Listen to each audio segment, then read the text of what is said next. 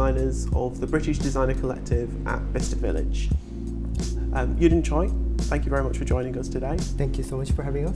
I wanted to start off by asking a really general question. I wondered when you first became interested in fashion. My grandma had a small boutique and she actually just stopped before I was born. But she always just been quite stylish, and I just remembering loved to watching her dressing up and with my mom and just going to family gathering. I guess that's probably just when I just was really interested in fashion. Then my cousin just went to the study fashion, and it kind of just really opened my eyes, and then I just start getting interested in. How does the style differ in London from in the Far East? What are the differences that you see? I think London just more for the style. I think I was really attracted to British education, because when I just decided to come to London, there are like flood of the amazing British designer and just getting amazing recognition worldwide, global fashion.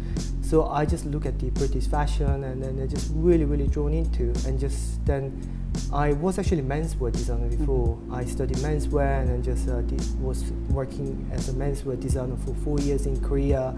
Then just suddenly I just decided to study, and then I just chose to London as just being having amazing education, but also just amazing source of the inspiration, and also just like having exciting designer coming through and breaking through. There was just kind of like weird reason I just came to London, I think. How would you characterize the woman who wears your clothes? How would you describe your customer? I would like to think my customer is confident in her choice, but not necessarily want to stand out or just to slave to the fashion, but just have the presence, just being in sophisticated way. How important do you feel it is for you as a designer to be working from London? I think London is really great city, and I don't think any other city I can just have my own label and launch the collection and just be where I'm at now. I think just it's all possible because it's London. Just it's really so open-minded and just really like embracing the different cultural references, or just no boundary on where is the people's background.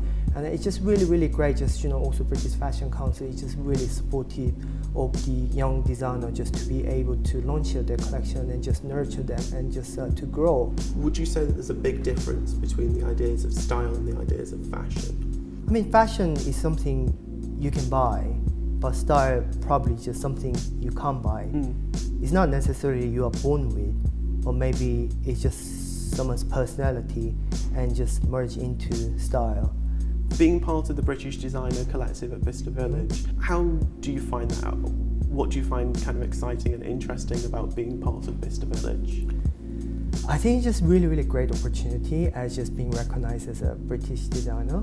Also, sometimes, I mean, I've been to Bicester Village once, and it's just quite amazing. It's just really great shopping experience, and you can just have all the different luxury brand. And within that, it's just really exciting to have the presence of the British designer. Just having like London fashion and British designer collectives in the Bicester Village is really exciting, and also just a really exciting opportunity to reach to the customer. I'm not necessarily just had a chance to meet them, and just but Bicester Village will attract a lot of, and are attracting a lot of customer worldwide, and then just really exciting opportunity to show my collection. What do you find challenging about working in the industry? What's the most challenging thing about working in the fashion industry for you?